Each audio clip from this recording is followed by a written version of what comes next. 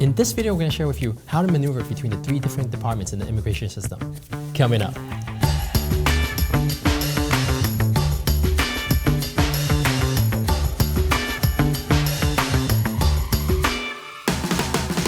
Hi, this is Kai with the Kai Wong team, helping you better understand everything you need to know about New York City real estate. Today I have the pleasure of introducing you to Steve Maggi from SMA Attorney Law Firm.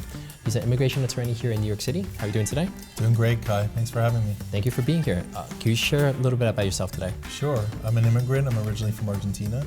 Moved here when I was 5, just like you. Okay. And I've dedicated my professional life to helping other foreign nationals maneuver this complex immigration system. We do full-service immigration, and our main focus is working with foreign entrepreneurs and foreign companies that are launching here in the U.S. Well, thank you so much for taking the time to be here today. Sure. So, immigration, it's a very hot topic, especially with our foreign national clients. I wanted to talk to you, what are the 3 different departments and what should the client know about them in terms of how to maneuver through the whole immigration process? Okay, so I like to refer to the immigration system in the U.S. as the 3-headed monster. Okay. It's comprised of Department of State, which processes all the visas through the U.S. embassies and consulates. And you have Customs and Border Protection, CBP, Okay. which controls the borders and all the ports of entry, including airports. Okay. And then you have Immigration Service, which adjudicates all the visa petitions here in the U.S. Okay. So, Steve, how do you prepare to maneuver through the Department of State? So Department of State is what governs all the U.S. embassies and consulates. Okay. And that's where people are applying for non-immigrant and immigrant visas. Okay. They have complete autonomy at each embassy or consulate in terms of how they function, what specifics they're looking for with petitions, and some have more pressure to deny than others, or they're in countries that are more problematic, Okay. where more people are looking to leave. Most important thing for a visa applicant is to have a complete copy of their file if they have a petition approved in the U.S. Okay. And also they need to establish strong ties to their home country when they apply for any temporary visa. That is the #1 reason for denials. Okay. Essentially, if they think that something is off, or if the person has a different intent than the one that goes with their visa application, they will try to deny the cases. So it's important to be well documented and prepared to show your ties to your home country when you apply. Okay, great. So, how do they prepare for Customs and Border Protection? So essentially, anytime you come to the United States and you have a valid visa, or you're part of the visa waiver program, you need to be able to document your intent, meaning what your purpose for entering the U.S. is, how long that will be. If you have an approved petition from Immigration Service, you need to have a copy of the original approval, as well as all the documents that were submitted for the petition. And you have to show why you need to return to your home country. Unless it's an immigrant visa, where obviously you have the ability to stay in the U.S. You need to be fully prepared, because their job is to stop people from entering the U.S. if they think anything is wrong.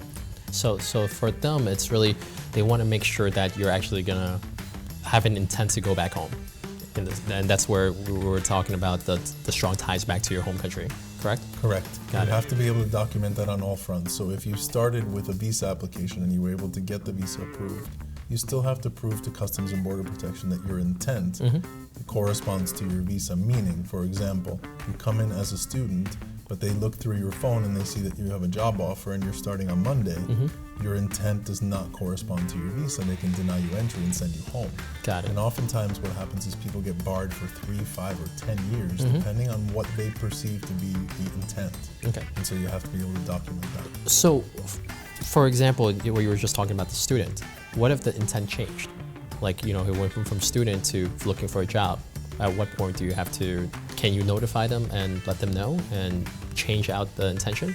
So no.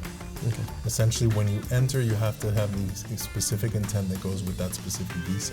Got it. If you plan to work in the future, then you have to plan on doing that once you're in the U.S. Got it. Or you have to leave the U.S. and apply for the corresponding visa. They can see what's called previous intent. They'll look at your records. They'll look on social media for anything that contradicts what you're actually planning or saying that you're planning to do, and they will deny you entry. So anything is open to them. Your laptop, your phone, they'll look at emails, any records that you have, and anything you've posted on social media can be counted against you, and they can infer the intent without having to prove it, and they can exclude you from the United States. Well, that's very important to know. I'm sure not a lot of the viewers would know that they could actually scrub through your social media accounts to make sure your intents are matched. Right, so you have to be consistent. And an approved petition in the U.S. doesn't mean a visa, and a visa doesn't mean that you're guaranteed entry. And what about the third department, or what you say, the third head of it, the Immigration Services? The third head is probably the most dangerous of the three. Okay. And that's because it comes directly under the mandate of our administration and our president and the Department of Homeland Security. Okay. And so what you're talking about is petitions that are submitted to Immigration Service. Okay. They can be non-immigrant petitions, like, for example, sponsoring an L1 transfer or an O1 extraordinary ability candidate, or a change of status within the U.S. or an adjustment of status to green card. Any of those can be denied for any number of reasons. And if they're not presented correctly, then you might be forced to leave the United States and forego your status. And the timing of it is also important. It has to be timely. You can't fall out of status. So they're the most difficult of all, because their mandate is to deny as many cases as possible right now. So you have to make sure that you prepare an exhaustive and complete petition when you're applying to Immigration Service. It sounds very extensive, and it sounds like you should have that pre-planned process with an immigration attorney just to make sure you have all your ducks in a row.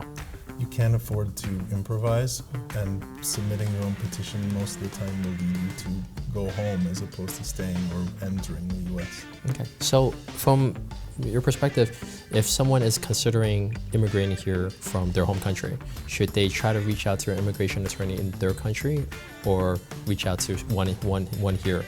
It should always be a U.S. attorney that has experience in immigration law. When I was practicing in Argentina, I had my U.S. license, and I was advising clients on U.S. law, residing overseas. So there are a limited number of U.S. trained attorneys that are overseas. Got it. But if they're not, they should be seeking out an immigration attorney here that specializes in U.S. immigration law. And how long before they want to immigrate here should they have that conversation? Like, half a year, just so they can make sure they have everything in order? I would say between half a year and a year is a good estimate. Okay. You need 6 months to plan ahead and to make sure that all the pieces are in place to be able to pass through the three-headed monster, all three stages. Okay. If it's more than a year, essentially the circumstances will change. Got it. And then you have to revisit it. It's good to know what the law says to plan, but I would say a year out to 6 months is a good time period. That's true. If it's more than a year, laws can change as well.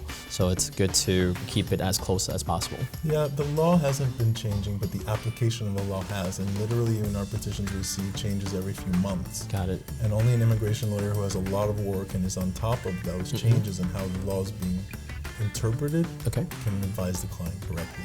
Got it. Thank you so much for sharing that. So let's just recap. What's the three-headed monsters again? It's the Customs and Border Protection. Okay. It's the Department of State. And it's Immigration Service. Perfect. Well, thank you so much for sharing your knowledge. I really appreciate it. Thank you, Kai. And thank you so much for watching. If you're new here, consider subscribing. On this channel, we share with you buying and selling tips, market updates, and neighborhood guides. If you have any questions in terms of what we discussed today, or if there's a particular topic you want us to cover in a future video, please leave it in the comments below, and we'll see you in the next video. Bye. Bye.